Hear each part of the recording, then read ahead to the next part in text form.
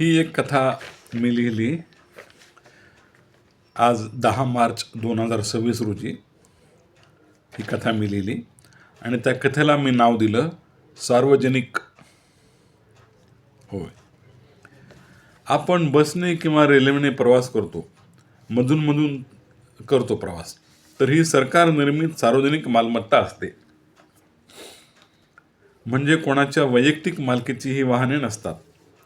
त्यामध्ये प्रवास करताना सर्वांसारखे चालावे लागते. पण गर्दीमध्ये काही वेळेस त्याचा फार त्रास होतो प्रवासामध्ये.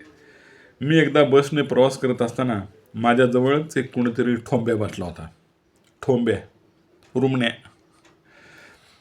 साला मोबाईलवरून कोणाशी तरी मोठमोठ्याने बोलू लागला. बसमधल्या बाकीच्या लोकांचं डोकं भाणावून गेलं, पण त्याला ते समजेच ना. तिकडल्या कोणाशी तरी याचं बोलणं चालू होतं, या माणसाचं मोबाईलमध्ये चालूच. हां, हॅलो, मीच आहे. आज बटाट्याची भाजी करू नको, कालच खाल्ली बटाट्याची भाजी, आज शेवग्याच्या शेंगाची भाजी कर बरं का, असं तो तिकडे सांगत होता. आणि पुन्हा हेच वाक्य त्याने 2 वेळेस रिपीट केलं भाजीबद्दलचं.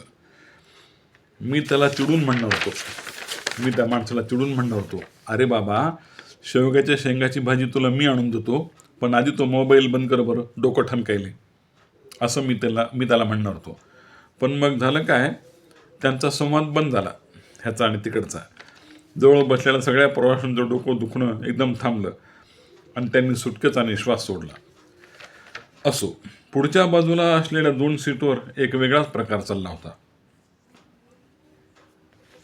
एक जण म्हणत होता, बंद करा राव ती खिडकी, बाहेरची हवा लागायली.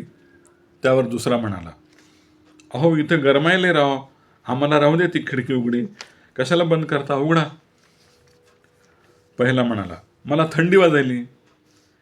दुसरा म्हणतो, मला गरमी व्हायला लागली. आता त्यांचे भांडणे ऐकून कंडक्टरही चक्रावून गेला. आता कोणाची कड घ्यावी? दोघांपैकी एक जण खाली उतरल्याशिवाय यांचे भांडणे मिटणार नाहीत, हो ना. असो, आता रेल्वेने प्रवास करताना, ज्यावेळेस आपण रेल्वेने प्रवास करतो, तर एकच प्रॉब्लेम असतो, जनरल डब्यामध्ये टॉयलेट स्वच्छ नसतो. टॉयलेट परत कोणाला काही बोलताही येत नाही, कारण ते सार्वजनिक आहे. यासाठी एकच उपाय आहे, तो म्हणजे रेल्वेमध्ये नेहमी AC 3 मधून प्रवास करायचा. फर्स्ट क्लास परवडत नसेल, पण AC 3 हा आवश्यक आहे. बाहेरचा कुणीही मध्ये येऊ शकत नाही. पुन्हा तिथे बरीच स्वच्छता असते.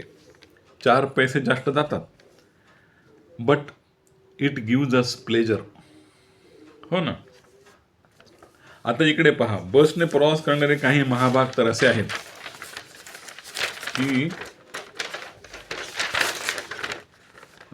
75 वर्ष वय पूर्ण व्हायच्या आधीच, म्हणजे 2-3 वर्ष आधीच ते काहीतरी खालीवरी धंदे करून फ्री पास घेतात, म्हणजे फॅसिलिटी घेतात. 75 वय पूर्ण झाले असल्याचा दाखला दाखवतात, म्हणजे तिकीट माफ. आता ते कसं करतात त्यांनाच ठाऊक. पण खरं सांगू, आपल्या नीतिशास्त्राला हे पटत नाही. आपल्या देशाची आपणच फसवणूक करावी. भारत माझा, मी भारताचा, असं आपल्या मनाला वाटत नाही का? पण आपल्याला कोण समजावून घेणार? या लोकांचं काय, सार्वजनिक आहे असं म्हणून त्यावर आपला हक्क दाखवायचा आणि निघायचं. वा रे वा सार्वजनिक.